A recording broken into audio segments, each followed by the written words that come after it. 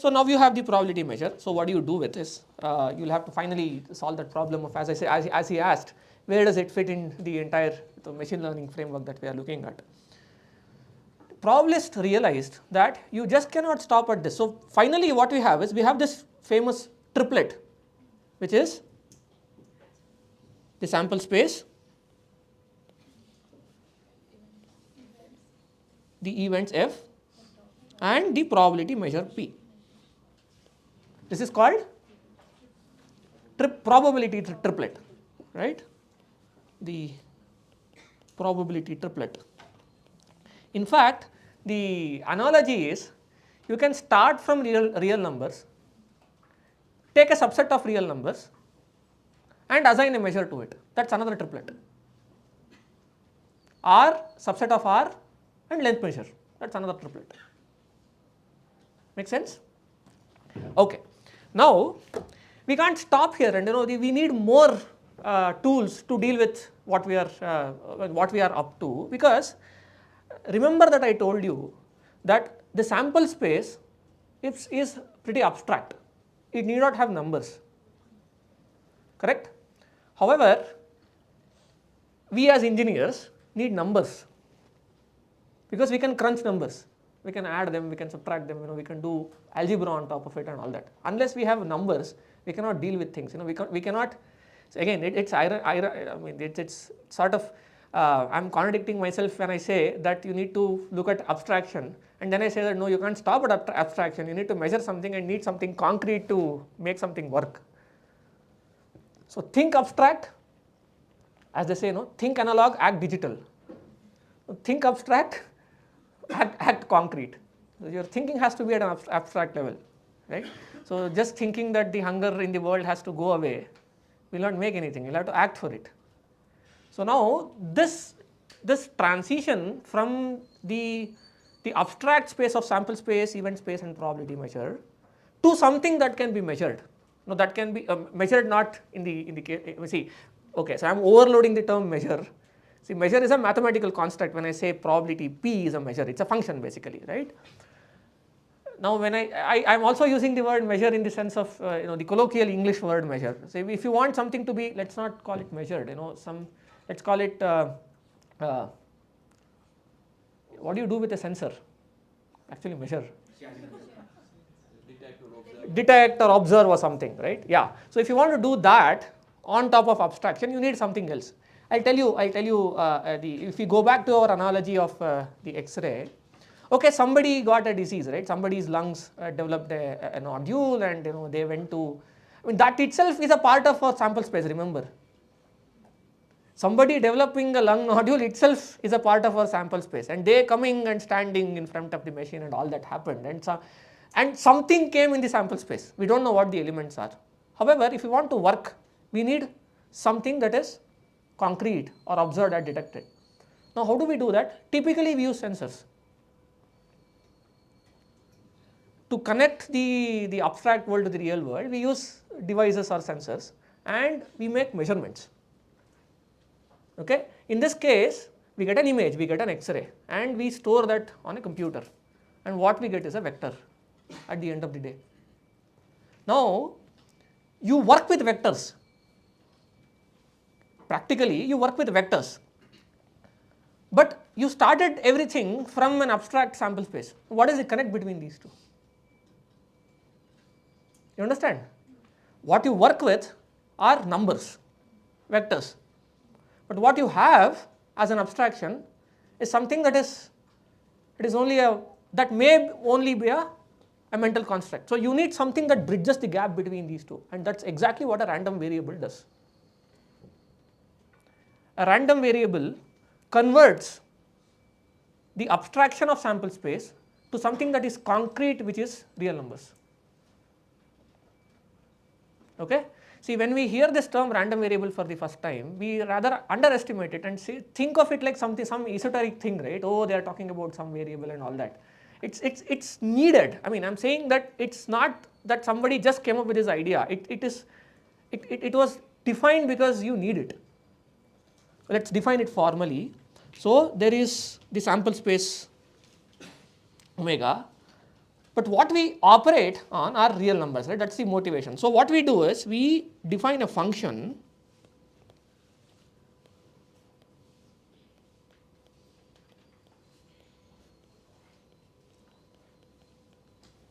x. Okay, so this is called the random variable.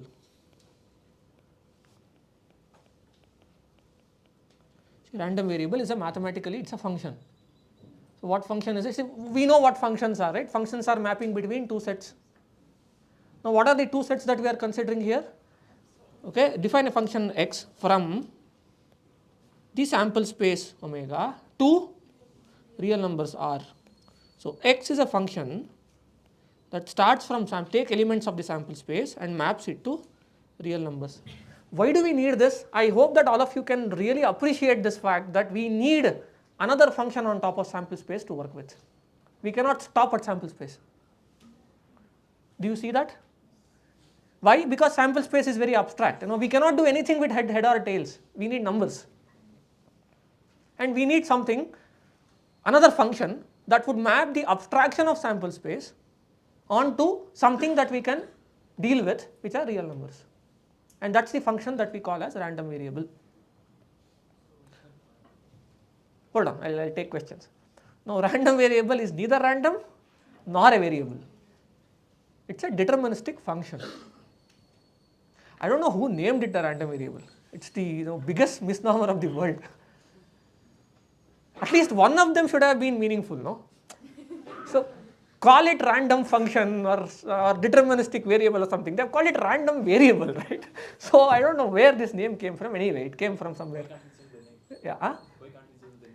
Too small to do it. There's nothing in the name anyway, right? So it doesn't matter, call it anything. So all of you, I want you people to understand two things. One, appreciate why you need another function on top of sample space. Why can't you just stop at sample space? That's very, very important. It's the key. And also appreciate the fact that the function that we define and use it in practice is what is known as random variable, which maps the elements of sample space to the real numbers. Okay. Any questions on definition? Is this a common way to say that any measure on a given sample space which you defined earlier? No, I'm still not talked about measure here. This is simply, there exists a function from sample space to real numbers. We define the probability as Hold on. What happens, the question that you should be asking is, now that there is a function that we have defined from sample space to real numbers, what happens to the measure that we have defined on the sample space, the subsets of sample space in this new formulation, right? We'll come to that. It's called a push forward measure. We'll come to that in a while. It gets transformed. And that's exactly what we call as a distribution function. We'll come to that. So why do we need the range to be R and not? Need not be R. In general, it can be anything. It can be integers as well. But generally, you consider real numbers. In fact, that's a very good question that he asked. The question is, why should it be R? In most practical cases, it won't be R. It would be RD. It would be a d-dimensional real space. Right? So because it's like you can see other sets as subsets of R, right? You generally define that as R. The range space of random variables is typically taken to be R. So in general, it will be some state that will be working. Right? Yeah, we'll trace that back. Yeah, it will be it's our data basically. Right? We'll come to that in a while. Any other question? Okay. Now, yeah. So let's start with R. No, I don't want to overload I don't want to create cognitive overloads now. So let's say that we are looking at R for now. So sample spaces to R. Perhaps I should. So because we are looking at that image example, right? So in the image example, what would this function be? So I told you in the last time that every image can be seen as a point in a d-dimensional real space, right? Right. So in that case, so I'll generalize this notion, right? So a random variable is a function from sample space to the d-dimensional real space. It's better to generalize it. Okay. So now what is an image now? So you can see the image as the element from the range space of the random variable. which has been defined on an underlying sample space. Do you see this? What is a data point now? What is an image that we have? An image is an element in RD that we know. Why is an image is an element in RD? That we just did that scanning and it's a point in RD, correct? Now what is that RD? This RD, or the d-dimensional real space that we are talking about, is actually the range space of a function. What function are we talking about? It's the random variable. Okay, what is this function defined on? What is the domain of this function? The sample space. And what this sample space is talking about, or rather denoting, it's the underlying experiment. So whenever I say that you have an image with you, this entire story has to come in your head. You got it? Right? So every data point that we see, which is a d-dimensional vector, now in the deterministic viewpoint, it was a vector in RD. In the probabilistic viewpoint, it is an element from the range space of the random variable that has been defined on an underlying sample space that we don't have access to. So all the images that are stored in a folder, which set is that? Just Every image is this. Every image is one element in RD. You missed the last class. Don't miss classes. no, I know that an image can be in RD, but Image is in RD, not can be. An image is always in RD. I want all of you to see an image as a point in RD, always. Okay. Now what is this in the last class, in the deterministic treatment, it's an element in RD. In the probabilistic treatment, it is still an element in RD, but this RD is the range space of an underlying function, and that function is a random variable, and that random variable operates on a sample space, and that sample space is generated from a random experiment. This is the story. All of you are clear so far? Okay? Is the random variable a bijective function because every point from the sample space has a mapping to? I leave this as an exercise. Good question. The question is random variable a bijective function? It's an exercise. This is not a course on probability theory, right? But it's okay, yeah, good. Yeah, it's actually a good question. Think about it. Yeah. Anything else? Okay. Now that we have defined, okay. See, this is the difference between knowing something precisely and knowing hand waving stuff. See, when I say that, oh, I have an image xi, right? I have 10 images and each image is a point is a vector in RD, which is true. But truth has multiple layers. The moment I talk of distribution functions and probability, I should know that there exists an underlying sample space, and the measurements that I am doing are actually elements of the range space of the underlying function that is called random variables. Got it? Yeah. Okay. So now that we have defined a function on the sample space omega, what happens to f? So we have RD. What happens to the subsets of sample space under this function? What are those called? They are called Borel sigma algebras. As I said, no, it sounds very complicated.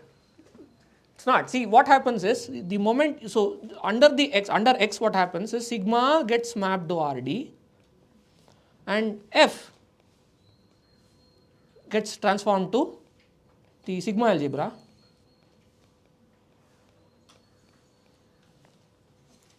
which can be roughly, again, a mathematician would scold me for this, but a sigma algebra is not perfectly a subset, but let's say that it's roughly corresponding to the subsets of RD. Okay. Now what happens to the probability measure? So we had a probability measure P. What happens to this?